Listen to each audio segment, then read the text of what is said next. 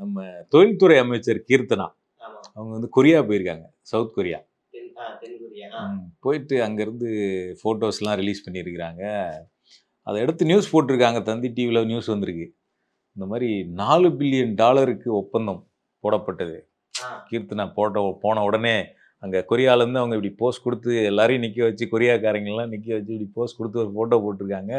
போட்ட உடனே தந்தி டிவியில் நியூஸ் $4 பில்லியன் ஒப்பந்தம் போடப்பட்டுச்சு. எதுக்குன்னா தூத்துக்குடியில் ஒரு ஷிப்யார்ட் அமைக்கிறதுக்கு, ஷிப்யார்ட் பில்டிங் வந்து அமைக்கிறதுக்கு ஒரு ஒப்பந்தம் வந்து போட்டிருக்காங்க ஹுண்டாய் நிறுவனத்தோட அப்படின்னு சொல்லிட்டு.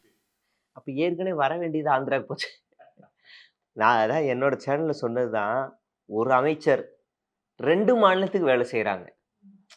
ஒரு அமைச்சர் தான் அவங்க, ஆனால் 2 மாநிலத்துக்கு வேலை செய்கிறாங்க. இப்போ தமிழ்நாட்டுக்கு வர வேண்டிய முதலீடுகள் எல்லாம் செதறுது. ஒரு தடவை ஆந்திராவுக்கு, பக்கத்தில் கேரளாவுக்கு, இல்லைன்னா கடல் சார்ந்துன்னா நம்ம பாண்டிச்சேரி கூட போகுது, இல்லைன்னா அப்படிக்கே கர்நாடகாவுக்கு போகுதுன்னா சந்தேகம் வராது. எல்லாமே ஆந்திராவுக்கு போகுது. நம்ம அமைச்சரும் ஆந்திரா பூர்வீகம். அமைச்சர் கூட சுற்றிட்டு இருக்கிற எல்லாருமே ஆந்திரா தெலுங்கு பேசக்கூடிய, தமிழே தெரியாது, தமிழே சுத்தமாக தெரியாது, தெலுங்கு பேசக்கூடியவர்கள்.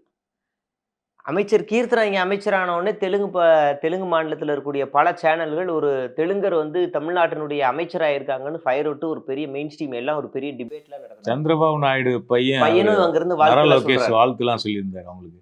கரெக்டாக ஏற்கனவே தென்கொரியா நிறுவனமான ஹுவாசியுங்னு ஒரு நிறுவனம், அது நம்ம பேர் சரியாக வாயில் வரல, HWASEUNGன்னு ஒரு நிறுவனம். இந்த நிறுவனம் வந்து கரெக்டாக ஆந்திர பிரதேசத்துக்கு போகுது. தமிழ்நாட்டுக்கு வர வேண்டிய நிறுவனம் ஆந்திர பிரதேசத்துக்கு போகுது. 1720 கோடி மதிப்பிலான இந்த திட்டம் அப்படியே தமிழ்நாட்டுக்கு வர வேண்டிய அங்கே போகுது. அடுத்ததாக ராயல் என்ஃபீல்டு. கிட்டத்தட்ட தமிழ்நாடே ஒரு பூர்வீகமாக இருந்துச்சு. அது தாய் வீடு மாதிரி 1955லேருந்து இயங்கிட்டு இருந்தது. இன்னைக்கு கடையை சாத்திக்கிட்டு அப்படியே ஆந்திராவுக்கு போகிறாங்க. 2200லேருந்து 2500 கோடி அப்படியே அந்த பக்கம் போகுது. அப்புறம் ஆதித்யா பிர்லா, இந்த நிறுவனமும் அப்படியே தமிழ்நாட்டுக்கு வர வேண்டியது ஆந்திராவுக்கு போகுது. இதனுடைய மதிப்பு மட்டும் 586 கோடி மதிப்பிலான திட்டங்கள் எல்லாமே அப்படியே அங்கே போகுது. தெலுங்கானாவிலேருந்து ஒரு திட்டம் ஆந்திராவுக்கு போகுது நடுவில். இதுக்கு நடுவில் ப்ரீமியர் இன்ஜினியர்ஸ்ன்னு சொல்லிட்டு ஒரு நிறுவனம், அதோட மதிப்பு ஒரு 1700. இதை பற்றி நம்ம விவாதிக்க வேணாம்.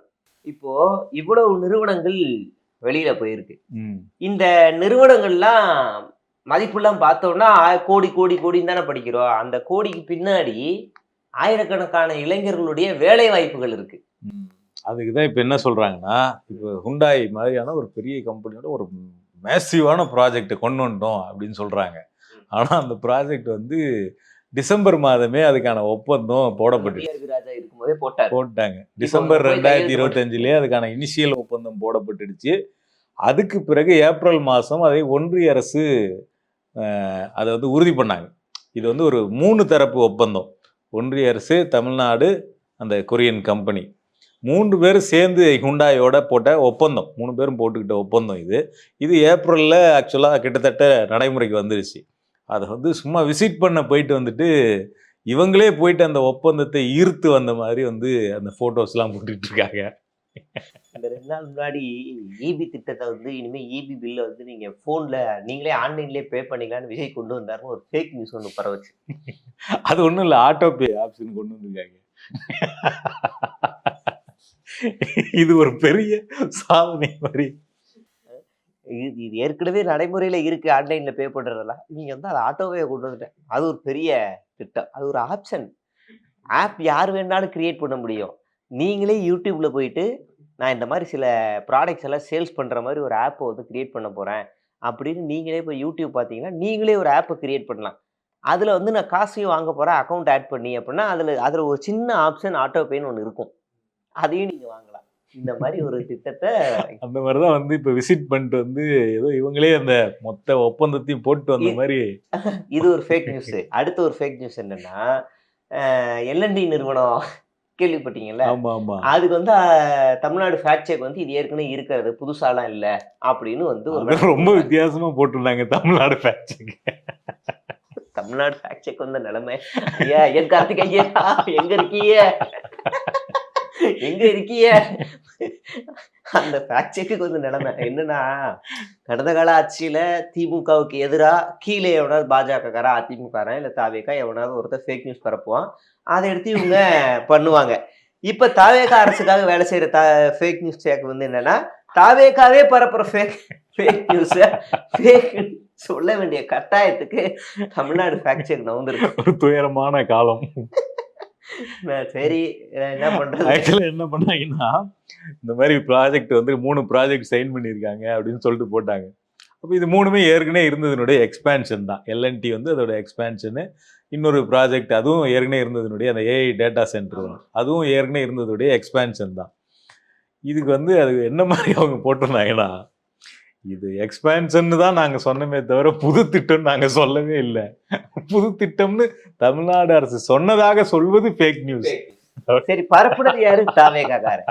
சரி, இப்ப சொல்றது யாரு? தாவேகாவுக்கு எதிராக செய்திகள் பரவி கொண்டிருக்கிறது. பரப்புனது நான் இதை நினைச்சு சரி, இன்னும் ஒரு பொண்ணெல்லாம் போடுது, கவர்மெண்ட் ஸ்கூலுக்குள்ளேயே கவர்மெண்ட் பஸ் வந்து போகுது மாணவர்களை இறக்குறதுக்கு.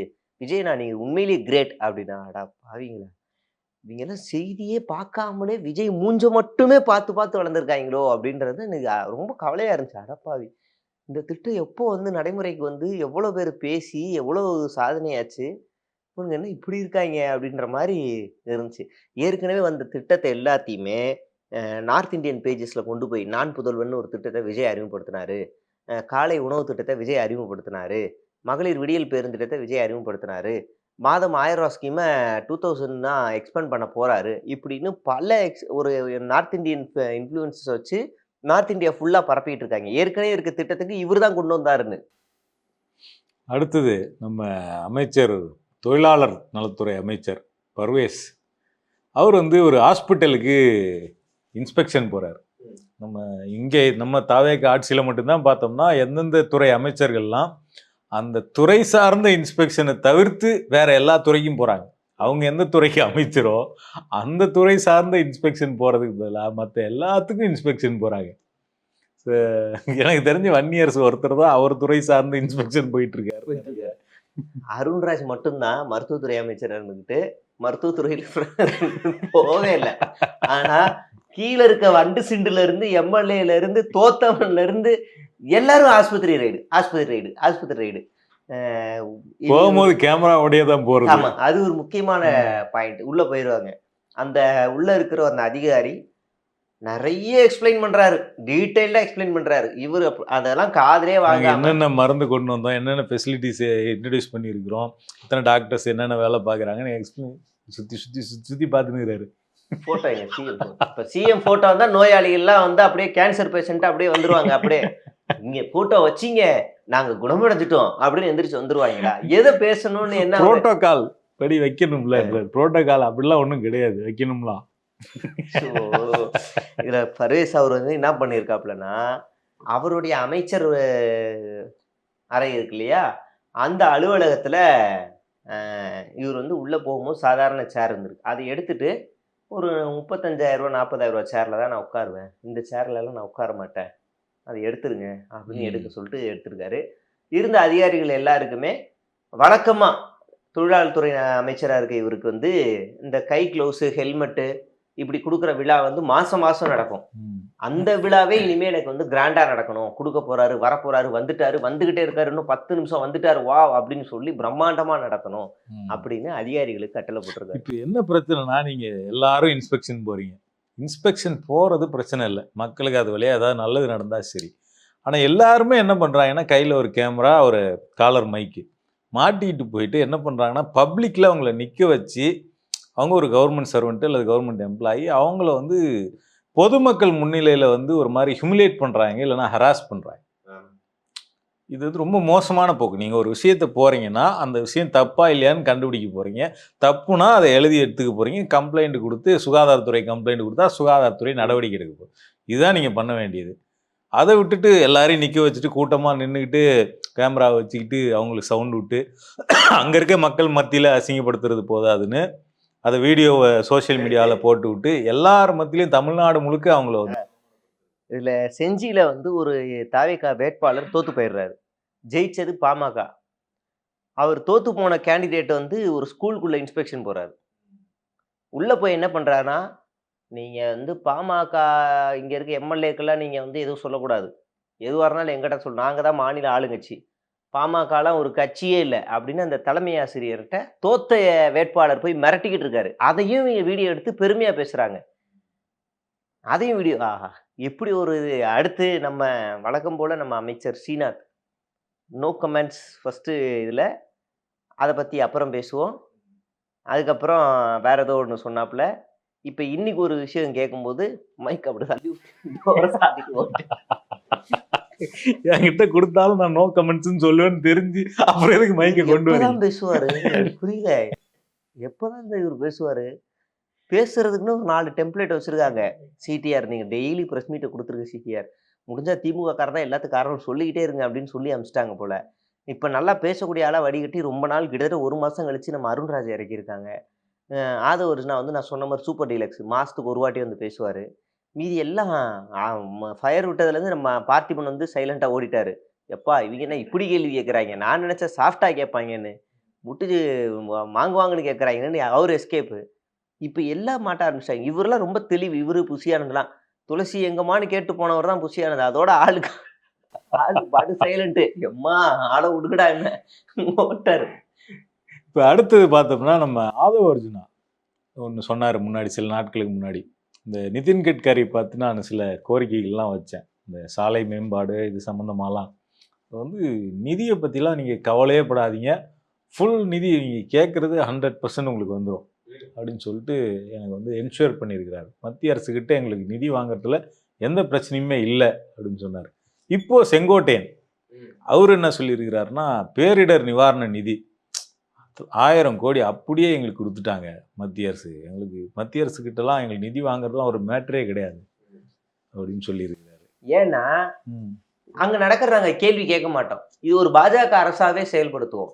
இன்னைக்கு மோடி வந்து சிலிண்டர் மானிய விலையில 4 சிலிண்டர் தான் இனிமே குடுப்பேன்னு சொல்லியிருக்காரு. ம். அதுக்கு இப்போ வரைக்கும் விஜய்ட்ட இருந்து எந்த கண்டன அறிக்கையோ, எதிர்ப்போ வரல.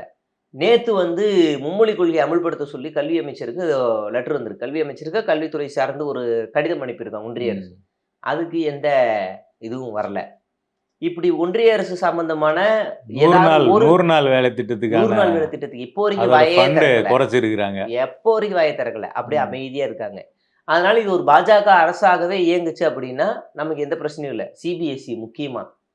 சிபிஎஸ்இ வினாத்தாள் மோசடி, ம். நீட்டு பேப்பர் கசிவு, இப்படி முக்கியமான பல பிரச்சனைகள் எல்லாமே தமிழ்நாட்டுல வரும்போது, எதை பத்தியுமே வாய் திறக்காம சைலண்டா இருந்த ஒரே அமைச்சர் நம்ம முதலமைச்சர். அதனால நீங்க இப்படியே இருந்தீங்கன்னா போதும். உங்களுக்கு தேவையான நிதி எடப்பாடி பழனிசாமி காலத்துல எப்படி இருந்துச்சோ அதே மாரி குடுப்போம். கவலையே படாதீங்க. இன்னொரு பக்கம் இந்த பேரிடர் நிவாரண நிதி அப்படிங்கிறது வந்து ஃபினான்ஸ் கமிஷன் ஒவ்வொரு மாநிலத்துக்கும் ஃபிக்ஸ் பண்ணி இதை கண்டிப்பா கொடுத்தாகணும் அப்படின்னு சொல்லிட்டு ஒன்றிய அரசுக்கு கொடுத்துருக்கக்கூடிய கைட்லைன்ஸ்.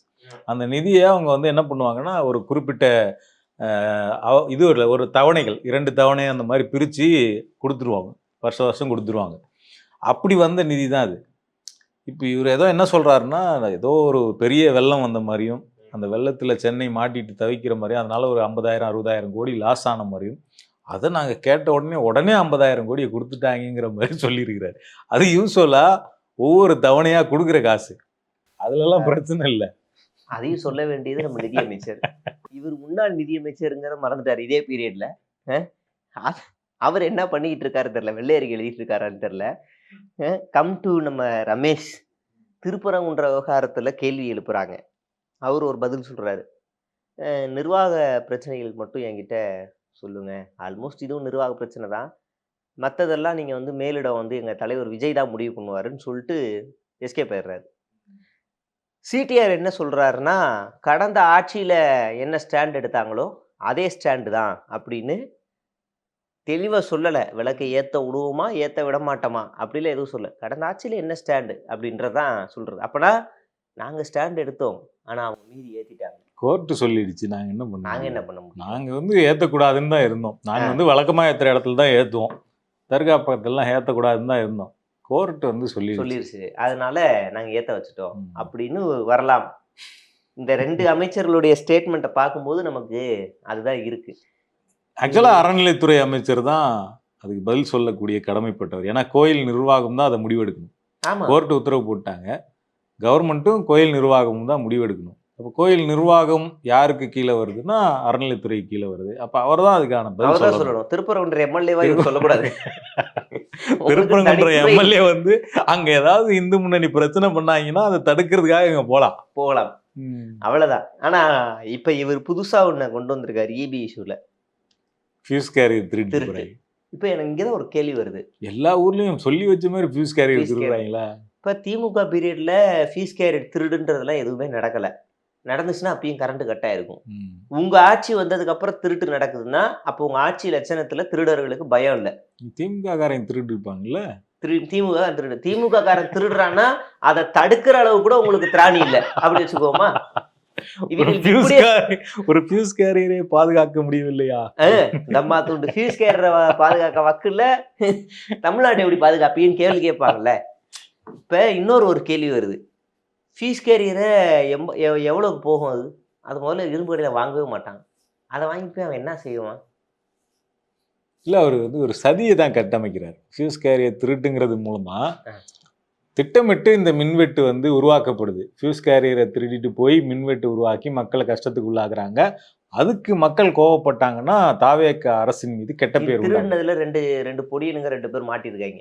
அவங்க தொடர் திருட்டு வழக்குல ஈடுபடுறவங்க, தொடர்ந்து திருடுறவனுங்க. இன்னைக்கு இவங்க தான் அரெஸ்ட் பண்ணியிருக்காங்க. சிசிடிவி வச்சு இபிஏ அவங்களோட ட்விட்டர் அஃபிஷியல் பேஜ்ல அந்த வீடியோ வெளியிட்டாங்க. 2 பேரும் வந்து திருடிட்டு போறத. அவங்க அதை வச்சு திருடியே ஏதோ வித்துட்டு இருக்காங்க போல எங்கேயோ. அவர் முதல்ல இருந்து என்ன பண்றாருன்னா ஒரு பொத்தாம் பொதுவான ஒரு சில விஷயங்களை சொல்லிட்டு கலவரத்தை தூண்டுறது. ஒரு சதி விஷயத்தை கட்டமைக்கிறார். முதல்ல வந்து மின்வாரியத்துல கருப்பு ஆடுகள் இருக்காருன்னு சொன்னார். அப்ப மின்வாரிய ஊழியர்களை போய் தாக்குறதுக்கு போனாங்க மக்கள்லாம். அவங்க தான் நிறுத்துறாங்க போல கரண்ட்டுன்னு நினைச்சுக்கிட்டு. அடுத்தது வந்து என்ன பண்ணாருன்னா இந்த மாதிரி ஃபியூஸ் கேரியர் பிரச்சனைக்கு வந்தாரு. ஒவ்வொன்றா வந்து ஹார்ட் டிஸ்க் அதான் மறந்துடுச்சு. ஹார்ட் டிஸ்க் வந்து திருட்டு போறாங்க அப்படின்னாரு. ஒன்னு ஒன்னா சதியை கட்டமைச்சுக்கிட்டே வர்றாரு. உண்மையான காரணத்தை மட்டும் கரூர் மாதிரி எழுத ஆரம்பிச்சிட்டாங்க. அது எப்படி திருவண்ணாமலையில நடக்கல, அதுல நடக்கல, இதுல நடக்கல, கரூர்ல மட்டும் நடக்குது, அது எப்படின்னாங்க. இப்ப இபியில மட்டும் எப்படி நடக்குது, வேற எதுல நடக்குது, எனக்கு புரியவே இல்லை. இப்ப உண்மையிலே சதி பண்ணணும் அப்படின்னா போக்குவரத்து துறையை ஒரு வச்சுக்கோ. அங்க திமுகவோட தொழிலாளர் அமைப்பு அதுல இருக்கு. எனக்கு கால் வலி, காலில் சுடுக்கு, கை இழுத்துக்குச்சு, வண்டி பஞ்சருன்னு வண்டியை ஓட்டாமலே பழி வாங்கலாமே. ஈஸியா பண்ணலாமே. எல்லா துறையிலையும் பண்ணலாமே. யோ அது சதி பண்ணணும்னு நினைச்சா எதுல வேணாலும் பண்ணலாம். எதுக்கு இபியில மட்டும் பண்ணணும்? எனக்கு தெரிஞ்சு பஸ் ஒரு 2 பஸ்ஸோ ஒரு இடத்துல அங்கங்க இருந்து எடுக்காம விட்டாலே முடிஞ்சு. எல்லாரும் வேலைக்கு போறதுல எல்லாம் பெரிய பிரச்சனையாக்கி விட்டுருவாங்க. இல்லைன்னா போற வழியில பாதி வழியில வண்டியை நிறுத்திட்டு நான் கை வலிக்கிடுச்சு நான் வரமாட்டேன் அப்படின்னு நின்ட்டாருன்னா என்ன செய்வாங்க? பார்த்திபன் தான் பிரஸ் மீட் கொடுக்கணும். பார்த்திபன் தான் வண்டி எடுத்து ஓட்டுவார். நான் ஓட்டுறேன் வாங்க அப்படின்னாரா? சதியில எங்க நடக்குது? உங்களுக்கு ஆட்சி நடத்த இது முடியலன்னா நீங்க ராஜினாமா பண்ணிட்டு போயிருங்க, ரிசைன் பண்ணிட்டு போயிருங்க. போய் நைட்டோட நைட்டா எல்லா பஸ்ஸையும் பஞ்சர் ஆக்கிட்டு வந்துடலாம். என்னது இது? சரி அது விடுங்க. பொதுப்பணித்துறைன்னு வச்சுக்கோ. பொதுப்பணித்துறையில சதி பண்ணவே முடியாதா? இல்ல டாஸ்மாக்ல சதி பண்ணவே முடியாதா? இப்ப டாஸ்மாக்ல இப்போ வரைக்கும் 20 ரூபா வாங்கிக்கிட்டே இருக்காங்களே. நீங்க ஆர்டர் போட்டீங்க, எவன் வேணா எனக்கு ஆர்டரே போடலன்னு அந்த கடை ஊழியர் ஓப்பனா சொல்றான். அமைச்சரையாவது இதுவா எனக்கெல்லாம் அப்படிதான். நான் 20 ரூபா வாங்குவேன். முதல்ல 10 ரூபா வாங்கினா, இப்ப 20 ரூபா வாங்குறாங்க.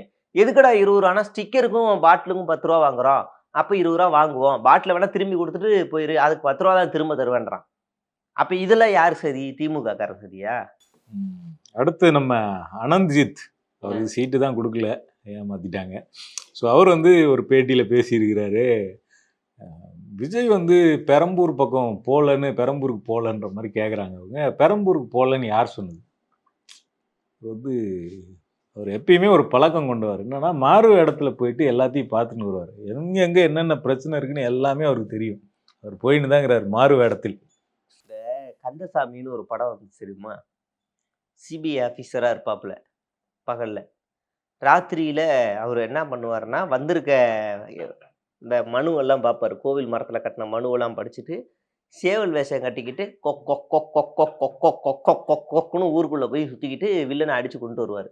அதே மாதிரி தான் இவரும் 4:30க்கெலாம் பேக்கப் பண்ணி முடிச்சுட்டு 4:30லேருந்து ஒரு 11 மணி வரைக்கும் ஒரு மேக்கப் எல்லாம் போட்டுக்கிட்டு திரும்ப 11 மணிக்கு மேலே கொக்குன்னு மனு சட்டமன்றத்தில் வந்த மனுவெல்லாம் படிச்சுட்டு ஒவ்வொருத்தராக போய் சரி பண்ணிட்டு வருவார். கேட்குறவங்க கேனா இதே மாதிரி முதல்வர் படத்துல ஒரு சீன் வரும். அர்ஜுன் வந்து மாறு இடத்துல மனுஷா கொய்ராலாவை பார்க்க போவாரு. குஞ்சாயி சார் சிஎம் வந்திருக்காரு சார். அப்போ போகும்போது ஒரு மீசையை ஒன்று வச்சுக்கிட்டு அதுலேயே தலையில ஒரு தலைப்பா கட்டிட்டு போயிட்டு ஒரு அம்மா கிட்ட போய் பூ வாங்குவாரு. பூ வாங்கும்போது அம்மா ஜாதி மல்லி கொடுமா அப்படின்னுவாரு. எங்க ஐயா புகழேந்தி ஐயா முதலமைச்சர் ஆன உடனே இங்க ஜாதி எல்லாம் ஒளிஞ்சு போச்சு, ஜாதி மல்லிலாம் இல்ல, வெறும் மல்லிதான். சில்லறை இருக்காது கொடுக்க, சில்லறை இல்லையம்மா. சரி நான் வந்து உங்களை எப்படி நம்புறது, என்ன யாரும் தெரியல, ஐயா முதல்வர் ஐயா. உடனே மேல பணம் பறிக்கிறவன் அவன்கிட்ட போன் இருக்கும், பணம் படுவர் ஐயா முதல்வர் இங்க வந்திருக்காரு, உடனே தூக்குறோம், அவர் கொலை பண்றோம். நல்ல நல்ல கிரியேட்டிவ் சென்ஸ்ல அந்த எடுத்து மாதிரி வந்த உடனே ஜாதி எல்லாம் ஒளிஞ்சிச்சு அப்படிங்கிற மாதிரிதான் தமிழ்நாட்டோட சுச்சுவேஷன் போயிட்டு இருக்கு. ஜாதி மல்லியில கூட இனி ஜாதி இருக்காது, வெறும் மல்லி தான் இருக்கும் அப்படின்னு. அனந்தஜித் வந்து இஸ் வெரி டிஃப்ரெண்ட் கேரக்டர், நல்ல டிஃப்ரெண்டான கேரக்டர் உண்மையிலேயே. அவர் வந்து துப்பாக்கியை பிடிங்க சிவான்னு ஒரு துப்பாக்கி ஒரு சேனல்ல எடுத்ததுல ஃபேமஸ் ஆகி நீங்க எம்பி வரைக்கும் கொடுக்குறாங்களான்னு தெரியல, பட் கொடுத்தாங்கன்னா நல்லது, கொடுக்கட்டும்.